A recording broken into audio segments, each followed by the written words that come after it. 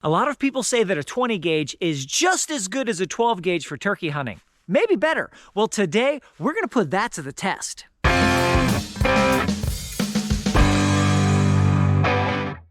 Carlson's and Muller gave me several of the choke tubes used in this video. Mossberg gave me the 12 gauge shotgun and loaned me the 20 gauge. Holosun gave me the red dot. BOSS Shotshells gave me ammunition. I bought the Winchester shells, but they did once give me a box of steel ammo. George here with the New Hunter's Guide, and today we have a very hotly requested video. We're going to pit 12 gauge against 20 gauge for turkey hunting. We're going to test different ranges, different metals. We're going to put these through gauges through a whole gamut of tests to find out, is the 20 gauge just as good? And if not, what is the difference between them? First off, let's go ahead and meet our shotguns right now.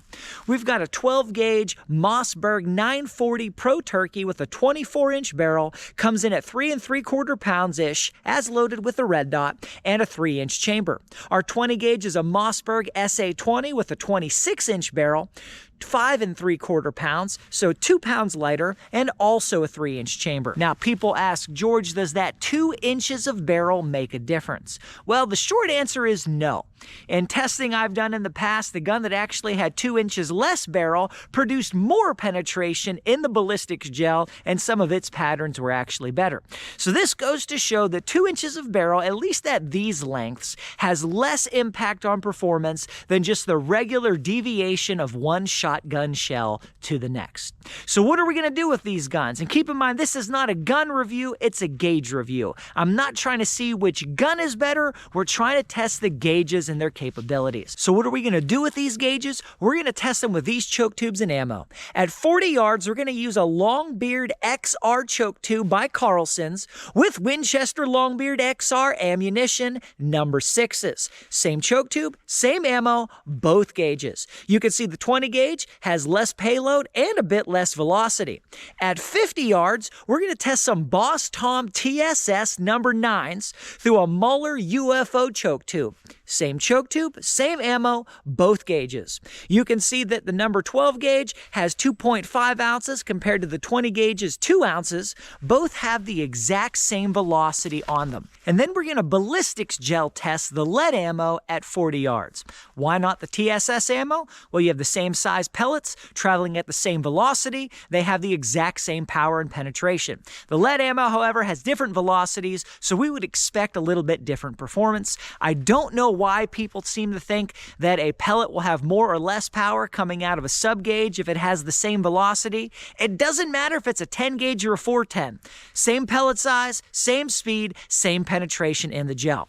Now, I also want to thank Muller, Carlson's, and BOSS. They all help supply some of the things that we're going to be testing today. When I first got the 20 gauge, I had nothing for it except some target ammo, but I reached out to all of them and they very kindly sent me some of the things that we need to do this test today. This video is not sponsored by any of them, but I thank them very much for their help. All right, let's head down to the range and get this thing started. Okay, I have made it down to the range. Now, top reasons why people tend to be interested in sub gauges are they tend to be lighter, they're smaller in the hand, and they've got less recoil. Let's look at this recoil data here for a little bit. If you look at the lead data, you can see our payload here, 1.75 ounces with the 12 gauge, 1.25 ounces with the 20 gauge. The 12 has 1,200 feet per second of velocity, and the 20 is 1,000. So when you look at the recoil here, based again on the weight of the gun plus those two factors, you've got 44.5 pounds of recoil for the 12 and 24.4 for the 20. Now that's felt recoil.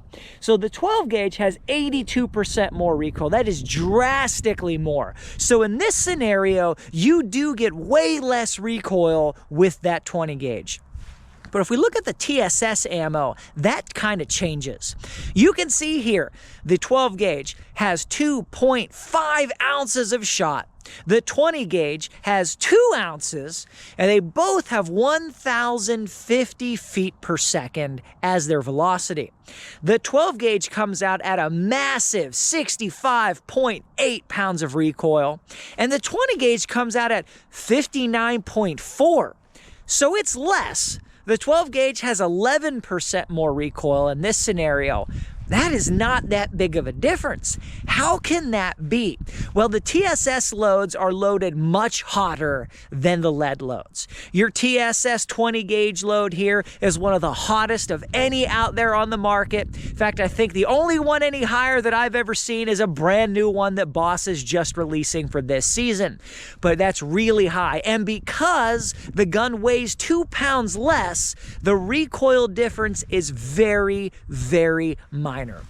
So do you get less recoil out of a 20 gauge? You absolutely can, but it depends on the ammo, it depends on the load, it depends on the weight of the gun. If you want less recoil for sure, you don't want a lighter gun, you want a heavier gun. But I want the lighter gun because I want to be able to carry it through the woods easier on long days with long walks, and you don't shoot that many shells when it comes to turkey hunting.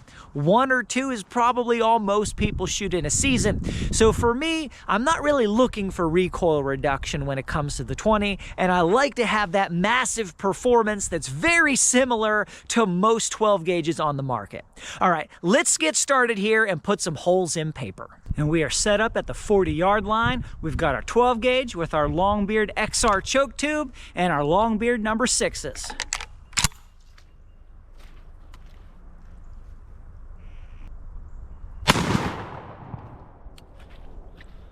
All right, 1 down. And now we've got our 20 gauge loaded up with our Longbeard XR choke tube and our Longbeard number 6s.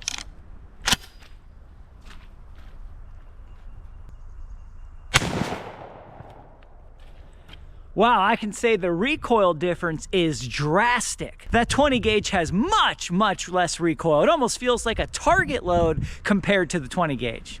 And we are back at 50 yards, and we've got the 12 gauge loaded up with the Muller UFO choke tube and our BOSS Tom TSS 2.5 ounces.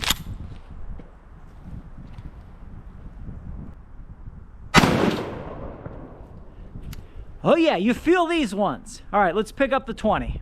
And the 20 also has the Muller UFO choke loaded with the BOSS Tom TSS, 2 ounces this time.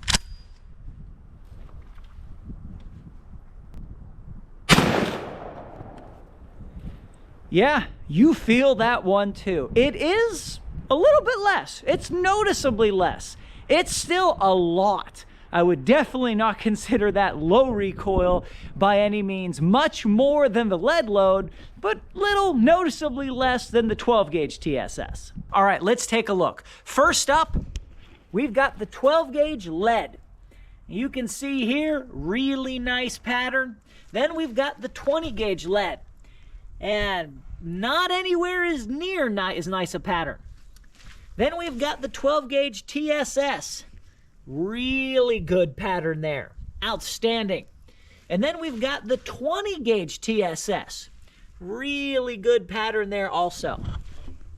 So which one of these is better? Well, I think it's pretty clear overall, but I'm going to count all of these pellets, get that data for you guys in a chart momentarily, but first we're going to do some ballistics gel testing. And now we've got the gel set up at 40 yards. We've got our 12 gauge with our number 6s, lead ammo.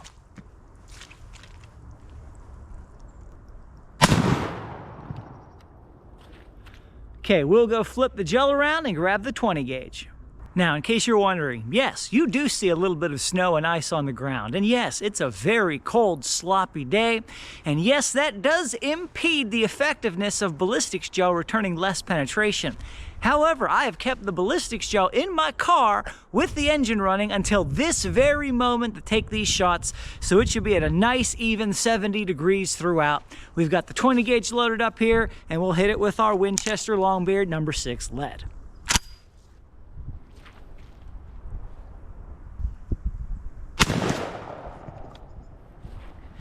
Wow, I literally pulled back a little bit on that one, expecting the recoil, and it just wasn't there. It's amazing what shooting these heavy loads all day will do, and you pick up something moderate like that. Now let's look at some ballistics gel.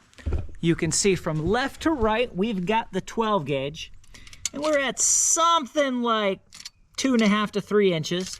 And then from right to left, we've got the 20 gauge, and we're at more like 2.25 inches, something like that. So definitely the 12 gauge is ahead by a significant sum. How far? Well, I'm going to have to measure all these pellets, crunch the numbers, and get you guys that data in a chart, and that'll take about 5 seconds. I have done some counting, I've done some measuring, and I have got some data. Also, now's a great time to hit that thumbs up button if you haven't done it yet. Let's take a look at the data. The Winchester Longbeard XR at 40 yards had 159 pellets in a 10-inch circle. The 20 gauge had 52 pellets in a 10-inch circle. So is the 20 gauge just as good as the 12 gauge? Well, not with this ammo and this choke tube, with this gun at least. That is way, way different. The 12 gauge, 306% more pellets in the circle. The 20 gauge, not enough pellets for me to consider that a viable load. I would not use that combination. Now, I do hope another choke tube would pattern better. It may just well be this combination was not favorable. Let's look at the TSS ammo. You see the 12 gauge, 171 pellets in a 10-inch circle, again at 50 yards, not 40, 50 yards, and the 20 gauge, 173 pellets in a 10-inch circle. So the 20 gauge actually came out ahead 1%. Is the 20 gauge just as good? Well, with this ammo and this choke tube combination with this gun, the 20 gauge came out on top just barely. So it is just as good there. And in terms of ballistics gel penetration, we would expect the 20 gauge to be just as good with the TSS. Now let's look at the gel test with the lead. You can see the 12 gauge, 3.05 inches of penetration at 40 yards. And the 20 gauge, 2.22 inches of penetration at 40 yards. So the 12 gauge came out ahead 37% more ballistics gel penetration. Is that enough difference to make a difference? It is. That's significant improvement. But how much penetration do you really need? Well, the rule of thumb for turkey hunting is 1.25 to 1.5 inches of penetration at whatever range you're shooting. So both of these have more than the minimum that you would need. However, due to the pellet count of that lead, I would not use it based on that alone. I would stick to the 12 gauge for the lead loads. So is the 20 gauge just as good? Well, with the right ammo, it could be just as good. It could even be better with the right ammo. If you guys are interested in this, you might also want to see the Winchester Longbeard tested through 10 different choke tubes, which you can find right here. You might also want to see the biggest lie in turkey hunting, which you can find right there. Thank you so much for watching. God bless you, and go get them in the woods.